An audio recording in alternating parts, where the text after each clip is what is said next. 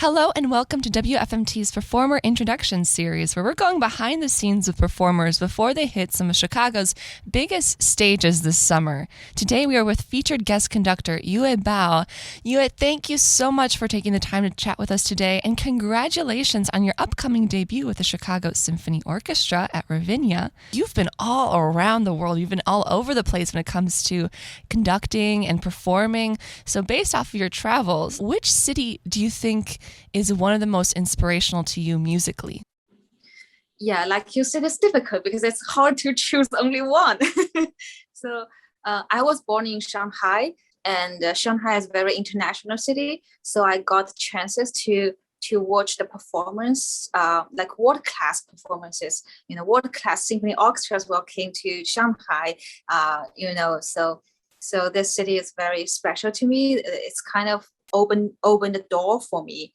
And then I came to the States 7 years ago, and being able to go and study in New York City, the city that I could enjoy the Met Opera, the concerts in Carnegie Hall, and the New York Fields concerts and the rehearsals.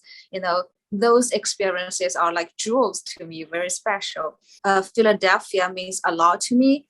I was beyond honored and fortunate to join the big family of Curtis, and being able to study and work with my mentor, Yannick, who's an incredible, inspiring person.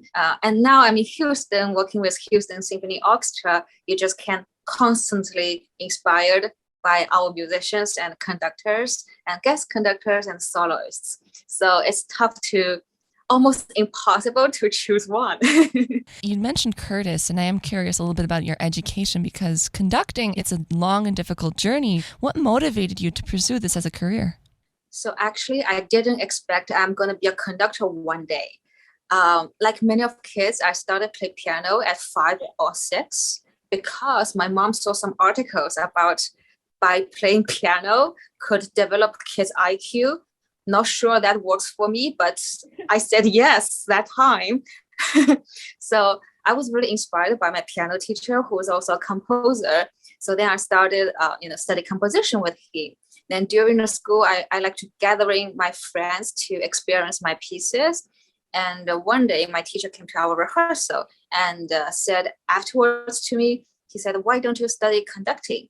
Well, to be honest, at that time, I didn't think my personality is matching for conductors who I thought who's powerful and bossy like. But when I started, it becomes like quite naturally to me, actually. I really enjoyed it. Making music in group and sharing music with people is what really animates me. And then I realized I had a wrong perspective about conducting and the conductor. It's really a collaboration relationship. So it's not like my childhood dream finally came true. It's more like go with the flow. Now, this is more of a question because I am an instrumentalist and not a conductor, and I don't know what conductors do before performances. Instrumentalists, we warm up, we practice maybe the hard parts of the piece. How do conductors warm up before a concert? Do you have any of those like pre-show rituals, or not really? Nothing special and quite simple for me. So I would just go through the piece in my mind before the concert, and not special rituals.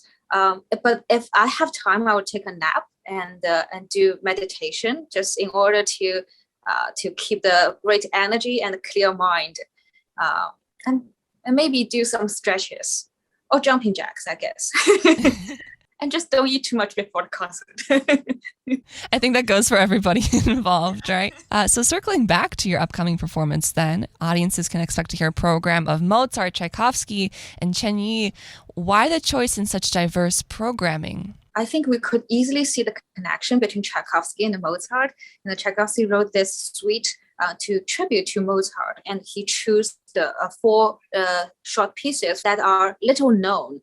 So he wanted to provide a new occasion for a frequent performance. So the suite definitely filled with beauties. And I always believe the arts are one of the best way to build the bridge between people and the communities. So I would love to share the music from across time and across country. And the Chinese Duoye, this piece contains Beijing opera and Chinese traditional folk songs and dance. And the dance and folk songs means a warm welcome to guests and celebrating a happy occasion. So I thought it really matches to the festival atmosphere and would add a different color to this program and to Lavinia. I love that. That's so cool to hear because you're right. Concerts are definitely a place where we should all kind of meet together and learn more about different cultures or more about different historical time periods. It's the perfect place to do all of that. So thank you so much, Yue. This has been Conductor Yue Bao, who'll be making her CSO debut this Sunday at Ravinia alongside soloists Stella Chen on violin and Matthew Lipman on viola. And hope to see you there and enjoy our program.